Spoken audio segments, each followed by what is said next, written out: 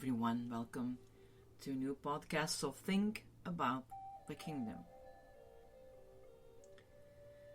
There are some very serious podcasts for me now, like The Cloud of Witnesses and Think About the Kingdom. These are things that you just not turn the page of a newspaper and say, okay, I fold it up and put it away. I read it all. No, these are things that it's life given to us about the kingdom. That Jesus lived for us on this earth to give us the example what to do and how to live it as we make the choice in our life. This is your pastor, Yeti. Today I'm going to talk about get up and touch it. And we stay in John, the Gospel of John 5, verses 1 to 15. Jesus and his disciples were in Jerusalem to observe one of the Jewish festivals. And they took time to visit a place where many crippled people would gather. A local superstition stated that an angel would come down to earth and stir up the waters at the pool of Bethesda. The first one into the water after it was stirred would be healed.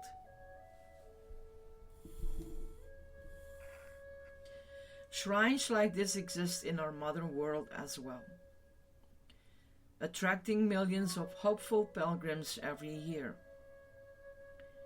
Why are people willing to believe in mystical forces but dismiss the miracle-working power of Jesus? The same Pharisees who had no problem with a healing shrine would someday demand the execution of a man proven to be a healer. People are willing to accept the supernatural as long as it does not force them to change their lifestyles. Modern archaeologists uncovered the pool of Bethesda in the ancient city of Jerusalem.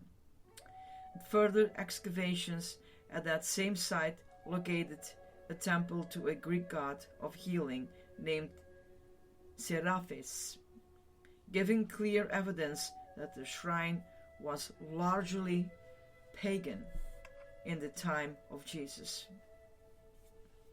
And actually, two pools were there, with an upper reservoir feeding into a lower basin. The source of the stirring of the water might have been due to the flow out of one pool into the other, but the real story appears to have been more sinister. Pipes were discovered in the floor of the pool that would be able to release this air and create bubbles, allowing for the manipulation of people's superstitions and preying upon their infirmities. That helps to clarify the intention behind the simple and provocative question that Jesus brings to the man. Do you want to get well? If the man didn't want to get well, then why had he spent 38 years waiting by the edge of a miracle pool?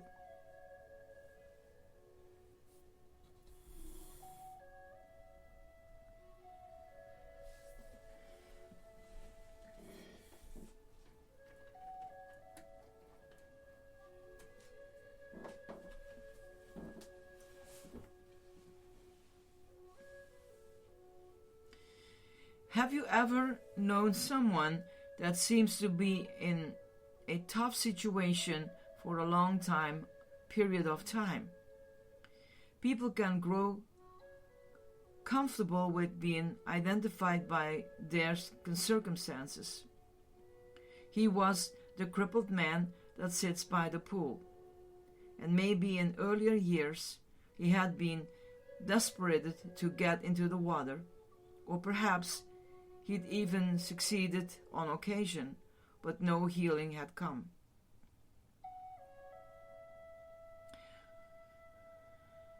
Jesus was full of candor. Hey buddy, how's this working out for you? How desperate are you for your situation to change? Many have said that the definitions of insanity is doing the same thing over and over again and expecting different results. If this man really believed in the miraculous power of the pool, wouldn't it have made sense to hire someone to get him into the water first? Clearly, a gap lay between what the man said he believed and what he really believed might change. That same chasm exists in the faith of many modern believers who are stuck in the rut of kingdom of earth thinking. Sir, the invalid replied, I have no one to help me in the pool when the water is stirred. While I am trying to get in, someone else goes down ahead of me. The kingdom of earth is full of excuses, reasons why everything is someone else's fault. We live in a culture in which we don't want anyone to tell us what to do, but we want a target to blame when things go bad. We fault our boss, parents, the police, the government, everyone in authority, because the fault is clearly not ours. Just like the man at the pool, we complain when other people seem the proper while our situations to prosper while our situation deteriorates. But Jesus had a different solution. Get up, pick up your mat, and walk. The time has come to take responsibilities and make a different choice. Maybe other people contributed to your situation, but only you can decide the future. If you continue to hold others responsible, you will forever be a slave to their actions. Unforgiveness and bitterness are the prison we put ourselves in. Jesus challenges each of us to pick up our mats and take responsibilities for the bets we've made ourselves. He does not condemn us, but pleads with us to finally make a choice to get up and take a step toward new life. In verse 14, Jesus tells the man to stop sinning or something else worse may happen to you.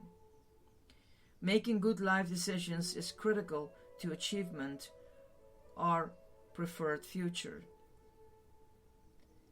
Why did he tell the man to pick up his mat and walk? Jesus knew the Pharisees considered any work on the Sabbath to be a serious violation of the law.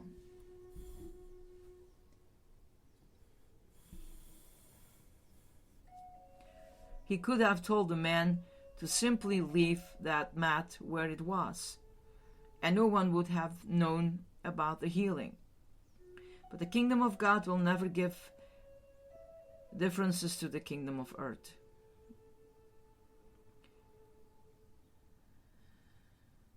One realm is about getting and maintaining power and control, while the other is about giving up those things.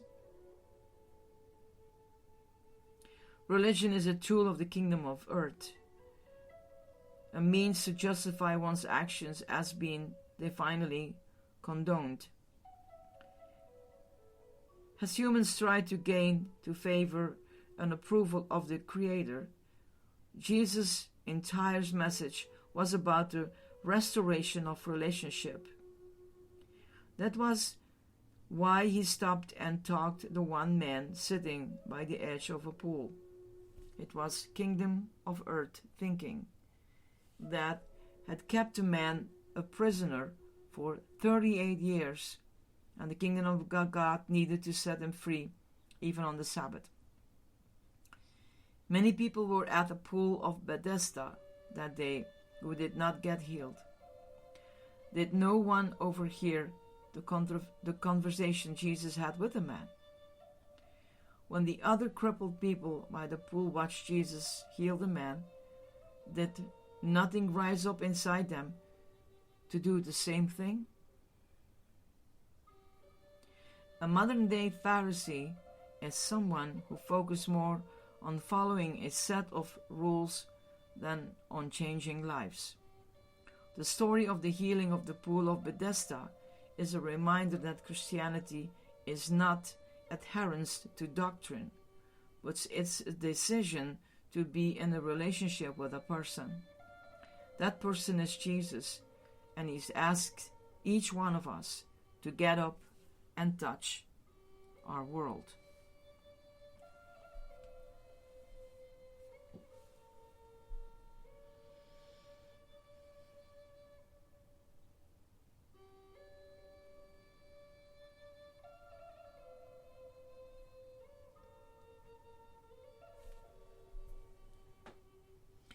So, very interesting, right?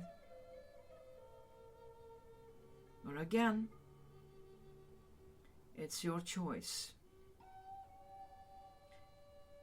Life is a choice. You stay in it, you make the same circles, and you never get out of the box.